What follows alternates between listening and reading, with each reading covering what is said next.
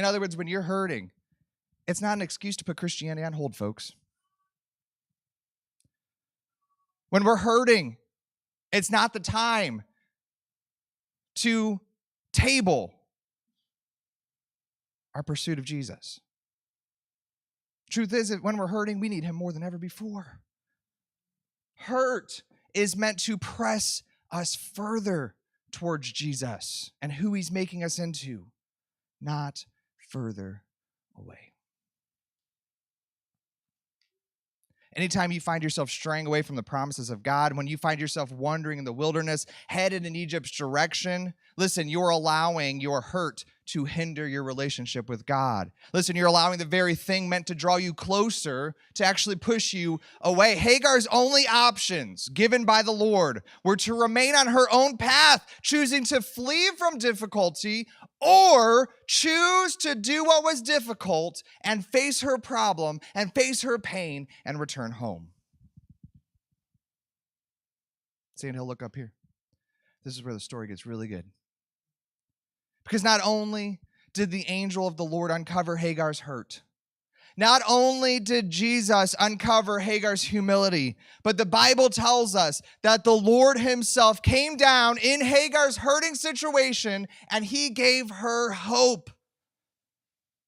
Take a look at these beautiful verses. Genesis 16, verse 11. And the angel of the Lord said unto her, Behold, thou art with child, and shalt bear a son, and shall call his name Ishmael, because the Lord hath heard thy affliction. And he will be a wild man. His hands will be against every man, and every man's hand against him, and he shall dwell in the presence of all his brethren. And she called the name of the Lord that spake unto her, Thou, God, seest me. For she said, have I also here looked after him that seeth me? Wherefore the well was called Beer-lahai. Behold, it is between Kadesh and Bered. And Hagar bare Abram a son, and Abram called his son's name, which Hagar bare, Ishmael. So the angel, who was the Lord himself, who was Jesus himself, he tells Hagar in her hurting state, you're going to have a son. But then the angel says, his name will be Ishmael. Why, Jesus? Why Ishmael? It's a rather ugly name. The reason his name is Ishmael is because the Lord hears your hurt. Now, in English, this doesn't mean a lot to us. You all just read it, doesn't stand out to us. But do you realize the name Ishmael literally means God will hear? Grasp what Genesis 11 in the Hebrew actually says. God will hear because the Lord has heard your hurt. Let me say that again. God will hear your hurt because God has heard your hurt. Do we grasp how beautiful that really is? If God has heard your hurt, he can't stop listening. He can't not hear you hurt. The same God who heard Hagar's hurt in the master's house, the same God who heard her hurt in the heat of the desert, listen, he would be the same God who would hear her through her hurt at home. Listen, he is the God who heard our hurt in salvation. And so he is the same God who will hear the cry of your afflictions. We have his ear. We got his ear once, and he has never stopped tuning in to each tear that we cry. Why? Because God has heard our hurt, and he has heard our hurt, so he will hear our hurt. Is there anybody grateful for that this morning? Don't we so often think God saved me, and then he went up to heaven to sit in his pearly gates and golden streets and clouds, and he's waiting for me to get there? Do you realize that's so anti-Bible? Hagar learned this firsthand. Genesis 16 tells us, because you got his ear one day, many years ago, very recently, because you got his ear, he has never stopped listening to you. He hears those tears that you cry all by yourself. He hears the pain that no one else knows about, that you hide from everybody. He hears your hurt because he heard your hurt. This is the funny thing. Nowhere in this scene do we find Hagar saying a single word. Did you all grasp that? She doesn't say a prayer. She doesn't cry out in desperation. Hagar was hush about her hurt. And yet Jesus shows up in the scene and says, I heard all about it. She said nothing, and Jesus says, I heard you. Do y'all hear me this morning? Aren't you grateful our God hears the silent hurts of our heart? He knows the deepest kept pains that we have never muttered to a single soul. God hears. He is attentive. He's perceptive. He's concerned with our hearts even when we can't even express them. He hears our hurts this morning. Even when we don't know what to pray, even when it's too overwhelming to put into words, God hears our hurt. He knows our heart. Listen, no matter how big or how small or seemingly insignificant or silly your feelings are, listen, he hears your hurt. God has heard all about it. God makes it his business to know the number of hairs on your head. He makes it his business to know your stature, to number your days. Listen, he hears your hurt because he is the God who has heard and he will hear. But then after this miraculous encounter with God, Hagar gives God a name. Hagar says, God, not only do you hear my hurt, but God, you are the God who sees my sorrow. Hagar found that God seen her affliction. He had seen her past. He had seen her problem. He had seen her struggle. He had seen her situation. He even saw her son. And so in her hurt, Hagar concluded that God, you must see my future too. Hagar realized that if God could see even her here in the wilderness, all alone with no one around in this severe sorrow, then surely God could see her through this situation too. Why? Because he is a God who not only hears, but folks, he is the God who sees our sorrows. Listen, when you feel like you're all alone and not a soul in the world knows what you're going through, look up here. He sees you. He has an eye on you. He notices you. He's aware of you. He hasn't lost sight or track of you because he is the God who sees. He perceives our deepest pain. He's deeply aware of all that we face. Why? Because he is the God who sees our sorrow. But then look at what Hagar says. This is so beautiful. Hagar says, if God sees me, then I'm going to see him too. With this understanding, she recognizes that if she sees her God, then she too has a responsibility. So Hagar goes on to say, you, God, have looked upon me. So now, God, I will look upon you. Do you realize she's making a decision here?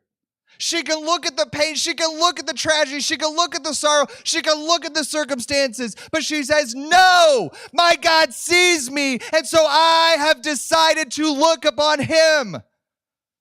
I will keep my eyes turned upon Jesus. Why? Because he sees me, and I will not stop looking at him. She says in verse 13, I have seen him that looks after me, and because I can see him that sees me, I now can do what I need to do. I can go back home.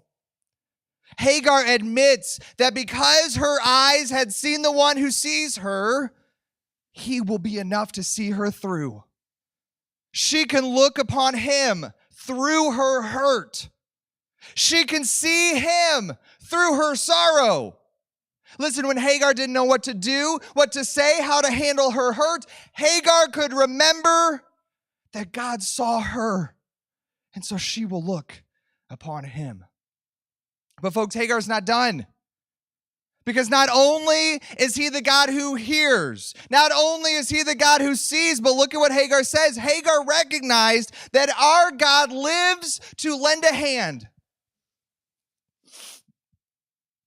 Hagar calls the well that she's visiting Baherak Roi. That was actually accurate, whether it sounded like it or not. Baherak Roi. That one wasn't accurate. The first one was.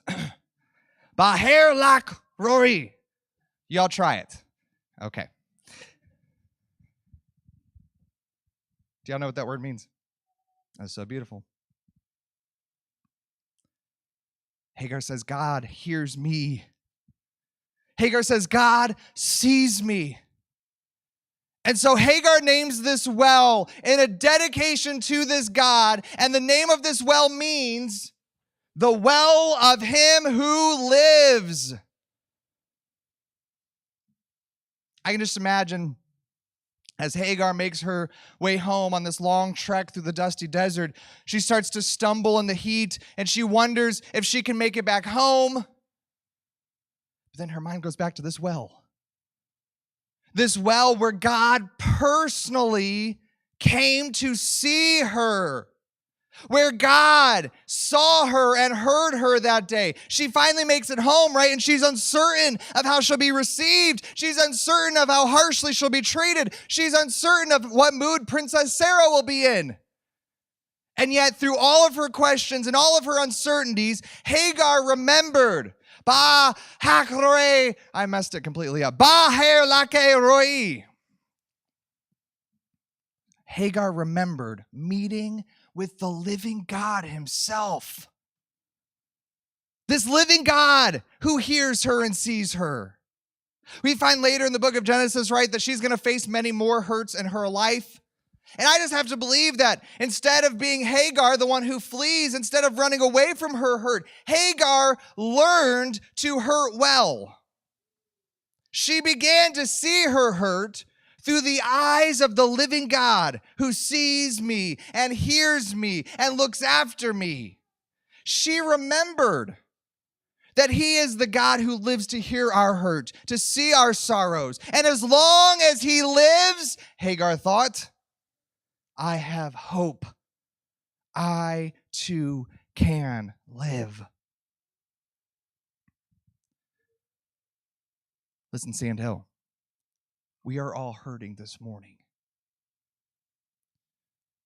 Do you realize it's okay to hurt? It's okay to cry. It's okay to weep and mourn. It's okay to hurt this morning.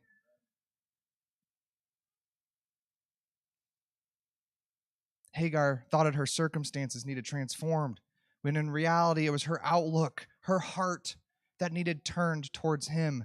Listen, this pain was purposeful because this pain allowed Hagar to come to know God for herself, to gnosko, to experience God on a level she never knew before. Listen, the living God who looks out for us, she had to recognize that the living God who sees and hears was with her. And because he was with her, she had all that she would ever need. It was from this understanding that Hagar left behind the desert. She gave up her fleeing ways. And based upon the God who was, she chose to return home in faith. Listen, I know we are hurting. I know we are shocked and we are numb and we are in disbelief this morning of what has taken place over this past week. But Sandhill, can I tell you, on the authority of God's word, can I tell each of you, God hears your hurt. Listen, Sandhill, God sees your sorrow. Sandhill, the God of the universe lives, and he's here to lend a hand. Listen, in the days ahead, in the weeks ahead and the years ahead, when we face many more tragedies? What if we allowed that hurt to draw us near to the God who sees and hears and lives? What if we remembered the hurt and that it qualifies us for the help of heaven? What if we leaned upon his strength and leaned upon his grace in our time of need? Listen, our God hears our hurt, he sees our sorrow, and he forever lives to lend a hand. This is how Hagar learned to help or hurt. And I hope we can all learn that same lesson.